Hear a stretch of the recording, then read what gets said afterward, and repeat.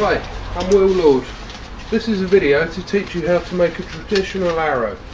The arrow has got a wooden shaft which is spined to match your bow. It's got a handmade metal tip, left wing turkey feathers for fletchings which have been laced down, and a buffalo horn insert as a knock. So first of all, let's explore the piece of wood that we're going to make the arrows from. This particular piece of wood is ash. What's great about it is not only are the grains tight together, but when you twist the shaft of the arrow to take it out of the target, the grains don't delaminate from each other, so they're nice long lasting shafts. So first of all, what we're going to do is we're going to run this through the bandsaw and make some squares which are about 9mm square.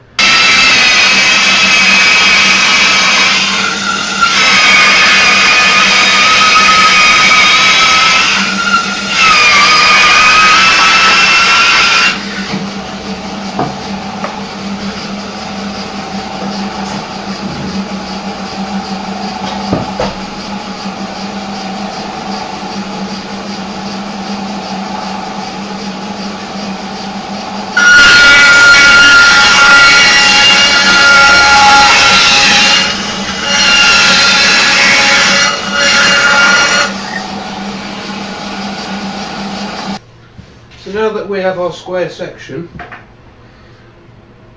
going to lay it into a V, so which is going to hold that firm for us. And with a small block hand plane, we're just gently going to traverse that backwards and forwards,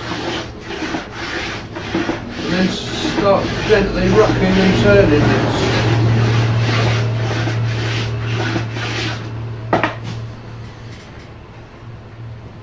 In the first place, what we want to do is we want to take off our corners.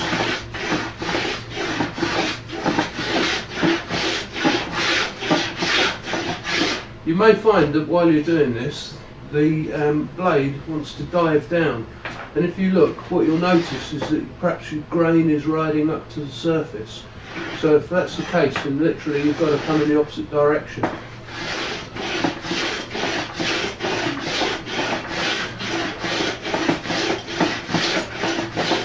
This ash that I use for my arrows is very carefully selected, and it's been seasoned for quite a while.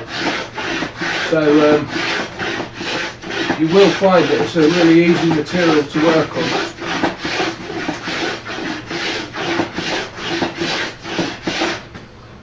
And by it being seasoned, what will happen is when we actually take it to the next level where we want to put a spine in it, or find out what a spine is, it's not going to get stiffer as the spine dries. What we finish with today will be the finished spine.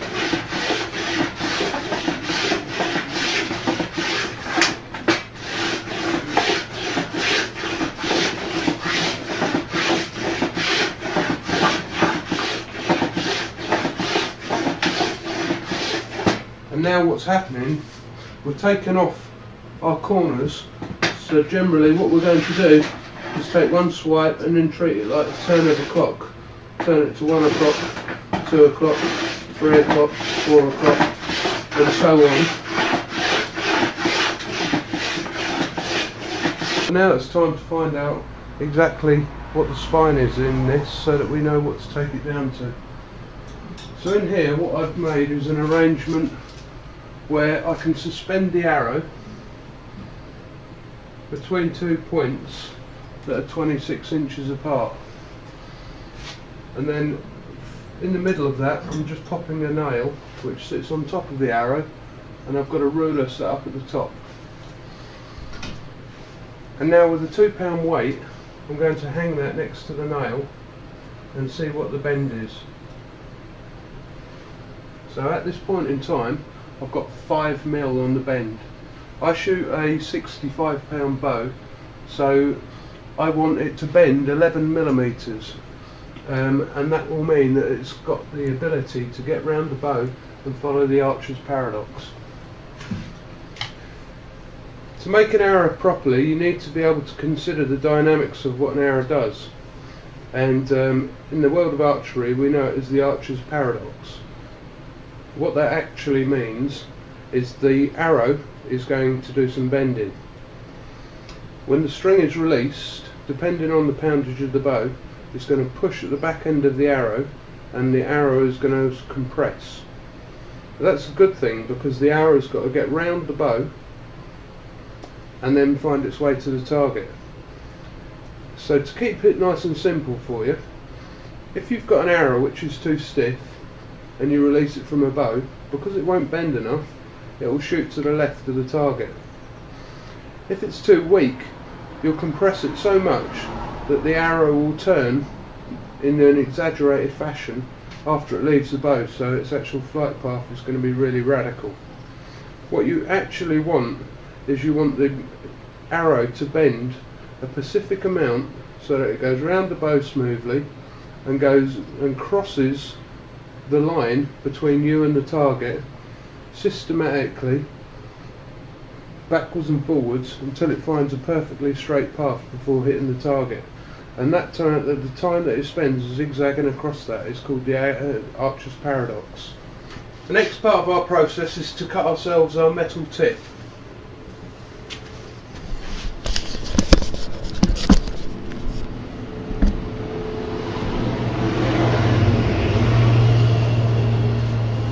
So I'm going to cut this with a pair of tin snips, and I want the base of it to be about 1.25 inches wide.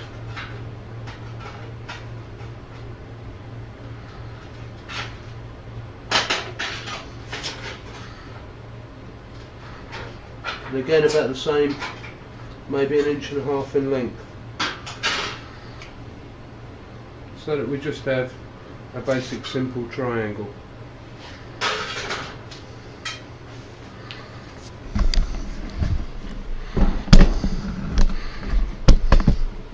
Then come over to the vise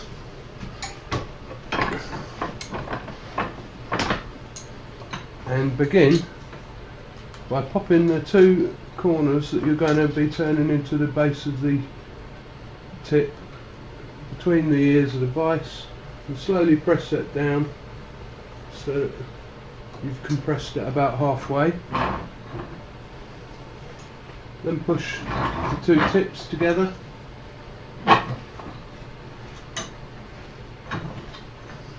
and you'll then have what I describe as like a bishop's hat. We'll pop that piece of metal onto another metal spike and literally bring it over and begin gently tapping down either side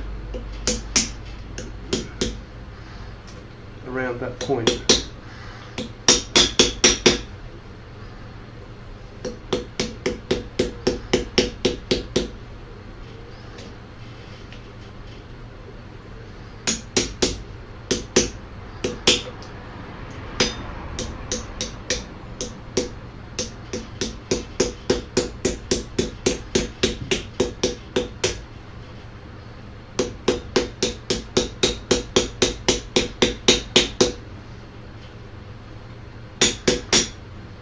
Once you've got it to a section where you've just got a little crack down the middle, then you just walk the point back a little bit and start closing them edges in so they all meet.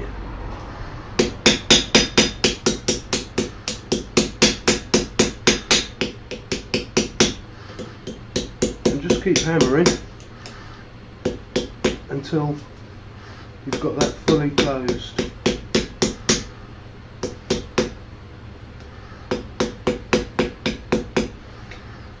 If it gets a bit messy or it goes round on a spiral, that doesn't matter. It'll still perform the same function perfectly well, and we can clean any lumps and bumps up with a file afterwards. Right, okay. So there what we have is our basic point in the first place.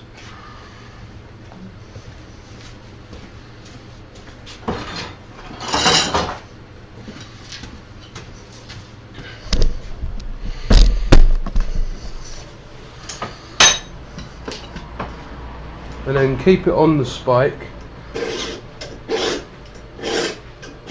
and walk that point along the file so you've got something to hold on to.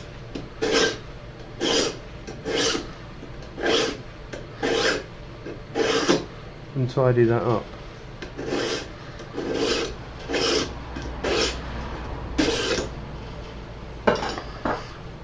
And then we need to set the length of this and cut the end of it square. We'll take the end of the arrow down to a point so that this can slip over the top of it, and I'm going to use a pencil sharpener, the type that's used for sharpening these flat carpenter's pencils, because it's got a nice wide entrance point.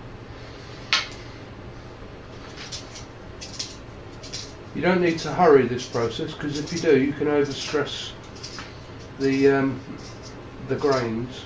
But just gently walk it down and take it right to a point, so it's right to the end there. That's lovely.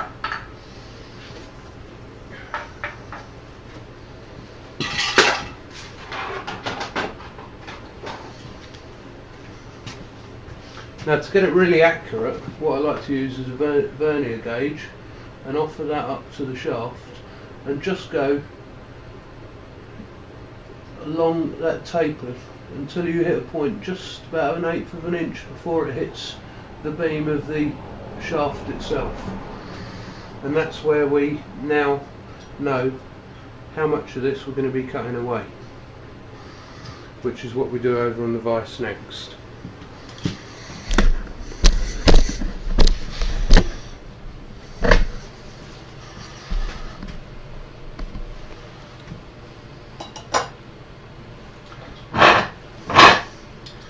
Pop that into the vise and nip what can be described as the two ears of that.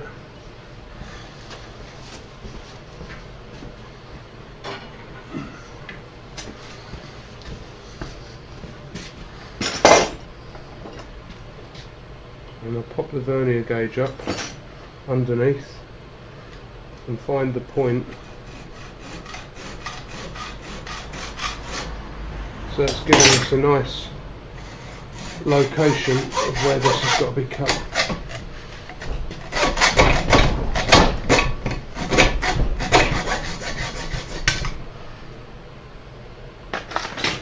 Great. Then minding there aren't any sharp spots, just literally take off any burrs that are on here.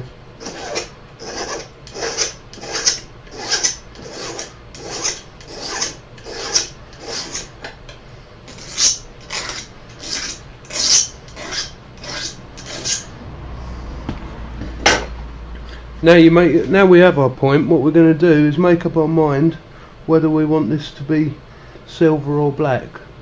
So I'll show you how to blacken them up as well.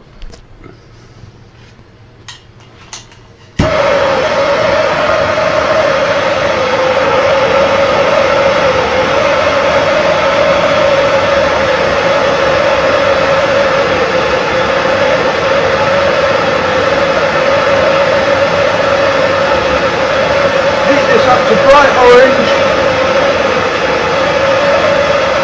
then walk it up to the tip until a little tip just does that little star thing there, and then I like to just knock them over and push them around with a bit of beeswax, which will assist in the blackening process and a mild hardening as well. And then pick it up and clear it out of the beeswax so that it can burn off any remaining beeswax.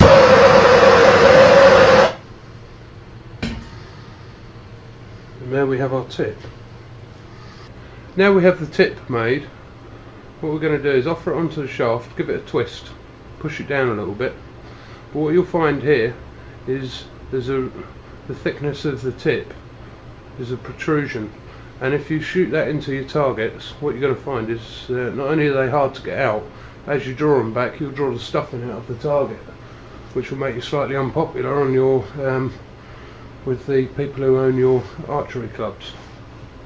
So what we're going to do is take a knife, offer that at around about 1/8 of an inch below the point where the tip has met, and run that round the shaft of the arrow in a circle, and we're going to go around twice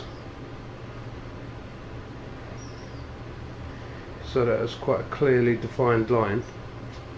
Take the tip off, and then with the blade square to the profile of the shaft, not like that, come square, and then you can just step in and you can start taking the material out back to the size of the base of the arrowhead. We just walk all the way around that.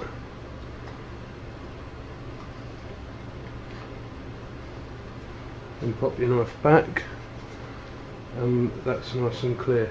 And now, because the part of this taper is flat, we know that it's going to be baggy at this end, so what we now need to do is just pop the knife back on and cast forward and recreate that taper form.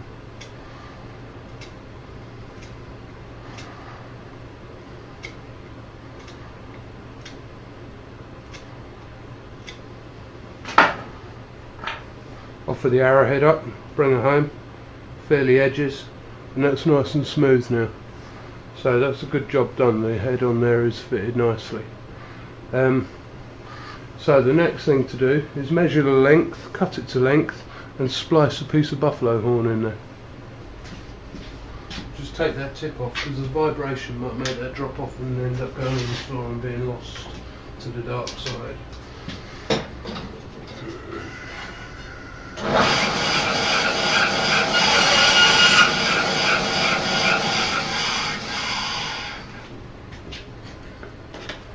Now looking at this, when you're looking at the end, what you can see is the grain direction, and we're going to splice the buffalo horn in across the grain like so, and I want the buffalo horn to travel 1.5 inches down the shaft, so just mark it both sides.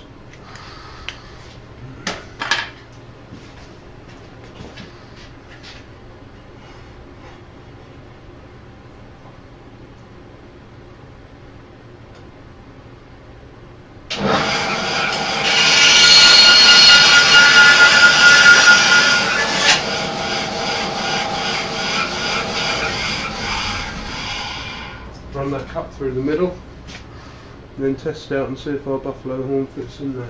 It's a bit thick. See if we made this a bit thinner. And then with this tin snips, I'm going to snip away a proportion of that horn, but leave you can leave it quite well oversized. We can sand that down a lot easier once that's all been glued into place. So I'm going to glue the tip on, I'm going to glue the buffalo horn in with Aerodite and leave them to set. While we're waiting for the glue to stick, we're going to prepare the fletchings. What I'm using here are left wing turkey feathers. I've got 2 bronze ones and 1 white one. They have to come off of the left wing if that's the way you shoot, so the arrows always take the same path, and if you notice each one of them curls in the same direction. So if you mix a right and a left, what will happen is they'll both be cupping towards each other, which is what we don't want. So on the inside of the fletch, I'm going to lay this at 5.5 inches because that's the kind of fletch that I like, and I'm going to cut it in what's known as the traditional style. So in the first place, that's cut straight through the fletch, 5.5 inches in length. Now, this isn't totally necessary, but it's going to give me a slightly better cut. See if I can pick it up. It's always the trouble with aha.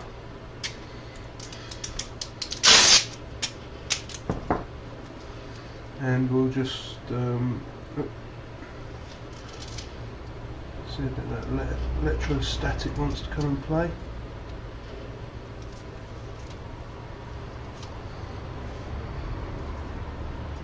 by just popping a little bit of sellotape on the back, that's made that a lot stiffer. And from the width of the sellotape, I'm going to offer the scissors, and then I'm going to cut in hopefully what is a straightish line down to the end of the fletch, completely wiping whatever remains out. So what we've got there is we've got a traditional style cut. Now you notice I'm using two colours, and generally people like to use two colours. This one is called the cock flight, and the other two are called the hen feathers, and it's the white feather which dictates how the arrow's laid in the bow. It helps you not to mistakenly put the arrow in back to front, or the wrong way around. Okay, so I've laid that in this clamp which holds the fletch nice and flat. You can either glue them to the side of the shaft, or you can tape them on, and because I'm going to be backing them up with a serving, I'm going to tape them on. The nice thing about the tape is you stick them on, pull the clamp away, the job's done. Otherwise you've got to wait around until the glue goes off every time you put a feather on. So that one's done, and that's waiting for me now until I'm ready to stick that down. And then it's a repeat of the process for the other two feathers.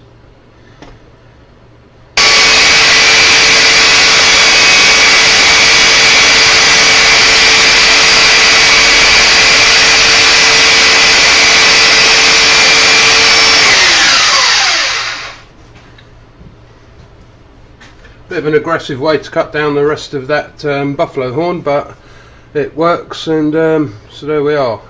What you could have done as an alternative to that is fire that down, but now I'm just going to clean this area up a little bit and then cut in our slot ready for the knocking point.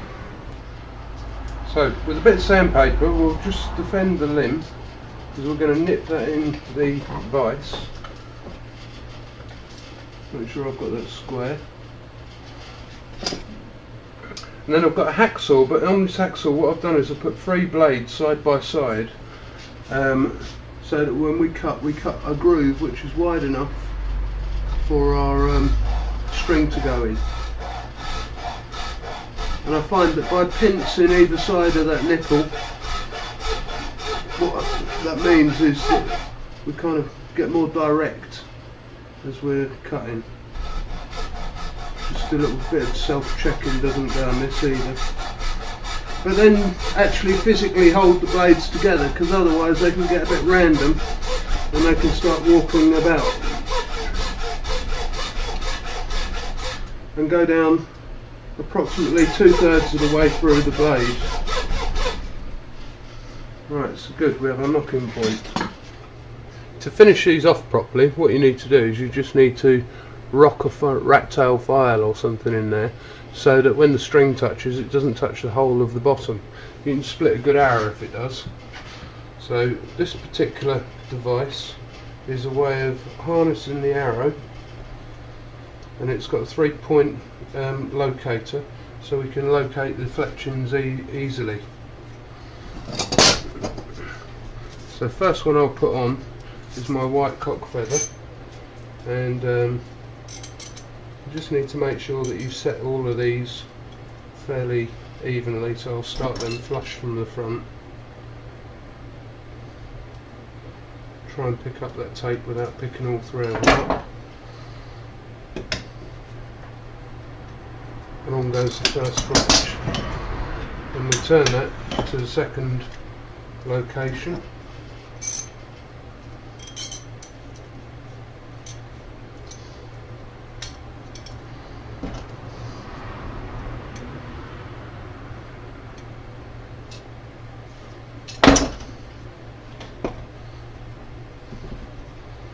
Second fletch. So what we now have is we have them nicely stuck on. Time to do the lacing. I'm going to use a serving thread for this. You can get lighter threads which don't quite cast by hand so aggressively. With a little dab of that modern horrible stuff called super glue, I'm just going to put a little tickle on the edge of that and just allow that end to just to help that end to get a grip without sticking me, to stick me to it and not my piece of string. And there we go. Right, and then what we'll do is we'll wind back over that lot. This bit here is quite important, that when you come down you get all three of the fletchings bound down underneath this fletch, because if you don't, what can happen is they can end up in the back of your hand when you shoot your arrows. There's plenty of archers out there with a nice little scar on the top of their hand from a badly bound fletch. So we've got them all locked on.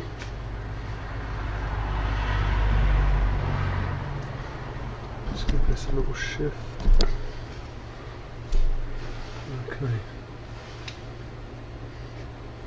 Alright, we're now going to walk forward up here.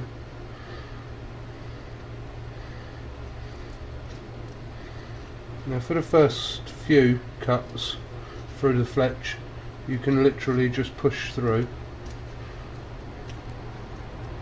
But then what you'll start finding is, as you get the fletch begins to grow, your placements become harder to find. So what I like to do is just have a needle on board, break the fletch where I want it at the spine, and just walk that one up. And you'll find that if you tug them down nice and tight to the quick of the feather, that after you've shot them a few times they don't start pushing the fletch flat.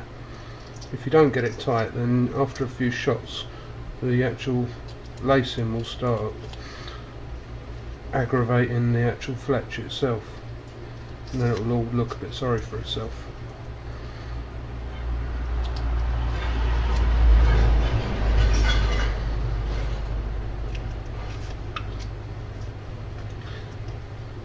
It's also worth getting them laced so they fit into the fletch almost exactly where you want them, otherwise they look, you know, it looks like a terrible old job.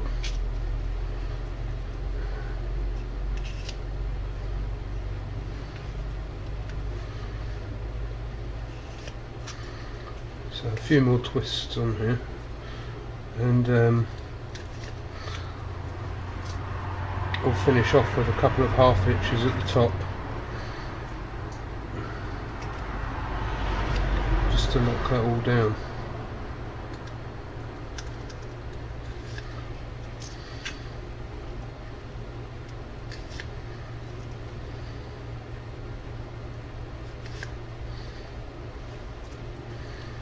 The hard thing about having a 5.5 inch fletch is you start finding that your hand's not long enough. So you have to be a bit delicate about how you walk on, so that you're not damaging your fletch. So we've got to the top. I'm just going to literally wind it over once, wind it over twice, and now if you roll your thumb away from you, that will kind of go over in a little loop. Pop it over the end. That's half hitch one. Pop it over again. And that's half hitch 2. Pull it tight, cut it off. So to complete your arrow, what I like to do is just pop the tip in up against the bench and take some wire wool and rub it along the shaft gently, and what that actually does is it takes all of the fibrous finish off, leaving it a nice polished finish. Just be a bit careful. because you don't want to snap it by being hasty.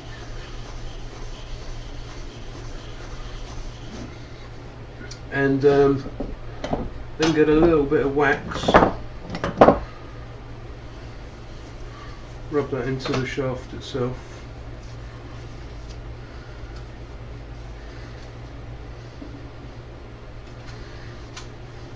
Again, put that tip back to the bench, because if you don't, what you can find as you come off the end and as you come back with your motor, with sort of planned motor skills, you can stab yourself in the hand, which ain't too pleasant. So there we are, one nicely finished arrow. You've got spined ash shaft, left wing turkey feathers laced with serving thread, buffalo horn knock implanted into the shaft, and a tin plate point. So if you'd like to have a go at doing these yourself, you can purchase all of the equipment you'll need off my website, apart from the tools and machinery. And if you haven't got them and you still like to have a go, perhaps you could have a look on my site at the workshops I'm offering. Until then, enjoy your day and thanks for watching.